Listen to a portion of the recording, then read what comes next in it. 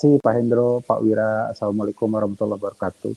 Bapak Ibu rekan-rekan sekalian, alhamdulillah saya senang sekali diundang oleh Bisa ID, ya juga tadi syariah bisa.com untuk bisa sharing tentang bagaimana kondisi perwakafan di Indonesia, walaupun sebenarnya saya juga bukan orang otoritas wakaf ya, hanya pemerhati saja, pemerhati dan pendukung bagaimana kita aktivis ekonomi syariah ini bisa mengembangkan salah satu instrumen keuangan sosial Islam yang disebut wakaf.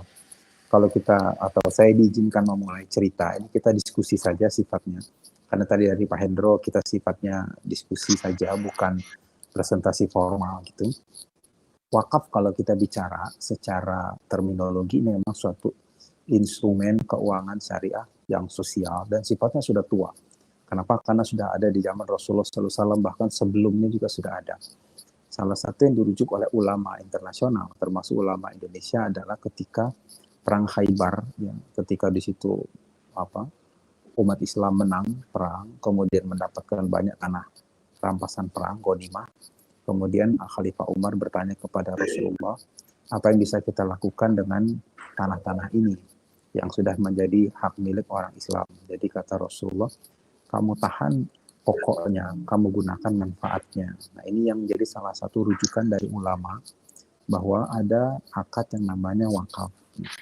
Yang kedua, berbeda dengan kontrak sosial Islam yang lain, ada infak, ada sedekah, ada zakat, hibah, hadiah, ibro, kemudian macam-macam mukosah, macam-macam akad keuangan sosial Islam. Wakaf ini unik. Kenapa? Karena dia diperuntukkan untuk kemaslahatan umat, tapi di sisi lain dia merupakan kontrak yang sifatnya juga boleh komersial. Jadi masyarakat, publik boleh mendapatkan manfaat komersial dari dilaksanakannya atau realisasi dari akad wakaf ini. Nah, itu menarik karena kalau kita menggunakan contohnya sedekah gitu ya, itu memang suatu kontrak sosial Islam yang habis saja. Kalau wakaf itu bisa bergulir dia. Pokoknya harus tetap manfaatnya bergulir. Manfaatnya harus tetap bisa dimanfaatkan. Untuk di Indonesia, wakaf tadi seperti yang disampaikan oleh Pak Hendro tadi, kalau kita bicara potensi memang luar biasa.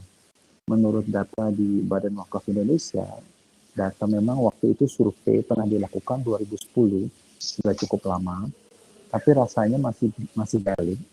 435.000 lokasi tanah wakaf. Jadi tanahnya saja ada 435.000 lokasinya, dan dinilai dengan uang itu ada 2.050 triliun rupiah. Itu baru wakaf tanah. Ya.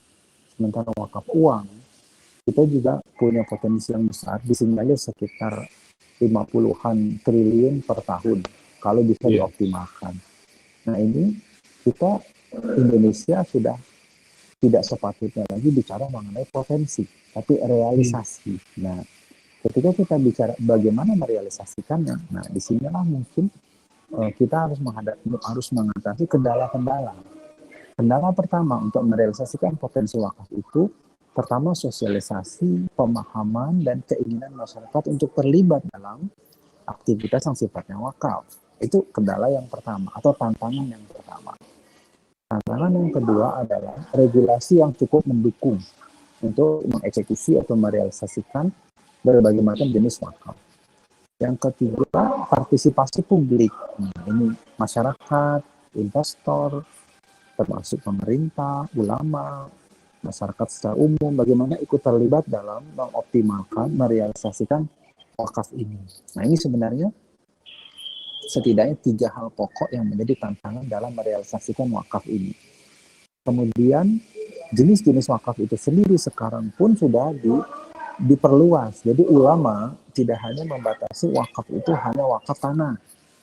Ulama Indonesia khususnya itu sudah punya paradigma yang lebih konservatif, lebih terbuka, bahwa wakaf itu bisa termasuk kepada sifat surat berharga, misalnya wakaf asuransi yang baru diterbitkan oleh pemerintah, sukuk wakaf ada, jadi sukuk itu sudah masuk dalam ranah wakaf deposito, khususnya imbal hasilnya bisa, itu. Jadi wakaf itu tidak hanya disempitkan hanya tanah wakaf, selain itu enggak. Bahkan dalam terminologi fikih sebenarnya kita bisa mewakafkan tenaga misalnya, kita wakafkan pikiran misalnya, kan bisa. Karena pada prinsipnya Iya. hal-hal yang mendatangkan manfaat bagi publik, bagi umat itu bisa dianggap sebagai wakaf gitu. Sepanjang dia bermanfaat bagi umat. Nah, jadi yang kita harapkan peran serta dari rekan-rekan komunitas fintech untuk mengatasi setidaknya tantangan-tantangan tadi. Pertama, bagaimana sosialisasi edukasi publik itu bisa lebih masif, bisa lebih intensif dengan fintech. Karena kita tahu masyarakat lebih banyak megang handphone ketimbang megang yang lain sekarang. Bahkan mungkin nonton TV kalah dengan megang handphone. Ya.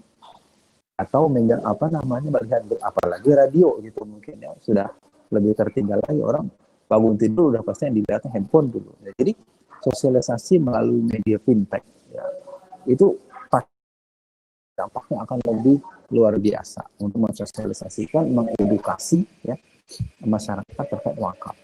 Kemudian yang kedua, bagaimana wakaf ini tidak hanya dipahami, tapi juga publik mau ikut serta. Nah, di sini masuklah kita bagaimana peran untuk memudahkan transaksi wakaf. Bagaimana orang berwakaf, wakif misalnya, orang berwakaf itu disebut wakif, bisa mudah berwakaf hanya dengan mengklik handphone, misalnya, online, wakaf online. Itu mudah. Dan nominal sekarang kalau kita ulama membolehkan wakaf itu uang, termasuk juga dalam bentuk wakaf. Jadi wakaf tidak harus tanah tadi ya, bangunan, mobil, motor, bisa juga uang. Misalnya saya ingin berwakaf Rp1.000, tinggal klik saja melalui media platform yang sudah area memudahkan transaksi juga. Kemudian termasuk juga dalam payment, dalam realisasi pemanfaatan tanah wakaf atau aset wakaf tadi. Misalnya dana wakaf tadi digunakan untuk membiayai suatu infrastruktur untuk kepentingan umat. Proses pembayarannya, settlementnya gitu bisa dilakukan secara fintech. Nah ini juga peran fintech yang lebih jauh dalam ikut mengakselerasi wakaf tadi. Kemudian bisa juga wakaf itu digunakan untuk menghimpun informasi yang tidak terjangkau, jadi asymmetric information atau less access gitu. Orang yang tidak punya akses tapi akses informasi ya, tapi bisa difasilitasi dengan fintech ya atau pendekatan digital sehingga dia bisa masuk ke dalam aktivitas wakaf ini. Karena di sini misalnya mungkin kita tidak tahu di daerah-daerah terpencil ada tanah-tanah wakaf. Sementara itu tanah wakafnya potensial. Gitu ya. Nah ini bisa disebar. Kalau sekarang kan misalnya viral satu berita kan, ada satu berita apa, ketika di medsos kan viral. Nah itu sehingga satu Indonesia tahu semua. Nah, kenapa tidak kita viralkan misalnya ada satu aset wakaf misalnya di daerah tertentu yang strategis, yang bisa memberikan manfaat luar biasa bagi umat, terus kita viralkan dengan media sosial. Wah, sehingga menarik minat baik investor, baik pelaku maupun nanti pengelola wakaf untuk mengoptimalkan aset itu.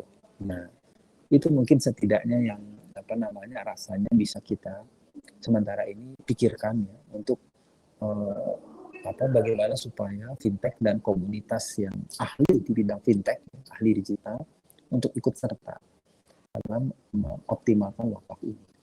Terakhir mungkin pesan atau informasi yang dapat kami sampaikan adalah wakaf ini sekarang sudah bukan lagi ranahnya penggiat ekonomi syariah, bukan ranahnya lagi otoritas, tapi sudah kepentingan negara. Bapak Ibu rekan-rekan, negara Indonesia sudah punya passion yang luar biasa tinggi dengan wakaf. Apa buktinya? Kemarin kita dengar sendiri, kalau Bapak Ibu yang dengar di Metro TV ada acara Syariah Economic Talk, di mana di situ ada Bapak Wakil Presiden kita, Pak Kiai Haji Ma'ruf Amin, menyampaikan bahwa pemerintah sekarang, negara Indonesia sudah punya passion kepada ekonomi Islam, termasuk juga dalam keuangan sosial Islam, termasuk juga dalam wakaf dalam hal ini. Artinya pemerintah insya Allah full support untuk kegiatan yang sifatnya positif, termasuk juga bagaimana memanfaatkan wakaf ini, baik tanah, wakaf uang, wakaf surat berharga, wakaf-wakaf yang lain, sepanjang itu bermanfaat bagi umat. Nah di sini sekarang tantangannya ada di kita, bagaimana kita ikut berpartisipasi dalam mendukung program nasional supaya wakaf ini menjadi salah satu pilar ekonomi yang sifatnya sosial, apalagi di masa pandemi. Nah, ini kita masih merasakan masa pandemi, dan peran wakaf insya Allah luar biasa. Contohnya, ini kalau ada tanah wakaf, dibangun rumah sakit, dan rumah sakitnya gratis bagi umat. Siapapun, terutama duafa, bisa berobat di situ. Bagaimana operasionalnya? Dari cash wakaf. Bagaimana pembangunan gedungnya? Dari investor wakaf, dari penerbitan sukuk. Bagaimana tanahnya? Tanahnya adalah tanah wakaf. Itu semua serba wakaf. Bagaimana dokternya? Dokternya juga berdedikasi dengan niatan menjadi wakif, orang yang mendermakan keahliannya. Jadi itu subhanallah. Jadi ini suatu yang bukan hanya sekedar konsep, bisa kita realisasikan. Jadi insya Allah sekarang seperti contohnya penerbitan cash wakaf di sukuk yang sudah ditentukan pemerintah itu digunakan untuk membangun rumah sakit mata, Bapak Ibu. Rumah sakit mata itu untuk mengobati pasien-pasien yang punya penyakit mata. Nah, itu mungkin yang bisa kami sampaikan. Sebentar, ya. Ini adalah contoh daripada sukuk wakaf di Singapura ya. Singapura udah jauh lebih maju wakafannya, di mana tadinya ada masjid wakaf kecil ya di Bencoolen. Kemudian dengan memakai sukuk ya didaya gunakan. Jadi di situ ada apartemen, ada komersial 3 tingkat itu perkantoran. Ya di mana untuk pembangunan itu dengan menggunakan sukuk wakaf yang akan nanti dibayar oleh tenannya. Banyak banget manfaat dari wakaf, apalagi bisa dikomunikasikan dengan manajemen modern. Nah, mengenai manajemen modern dan sentuhan fintech, mungkin kita bisa dengarkan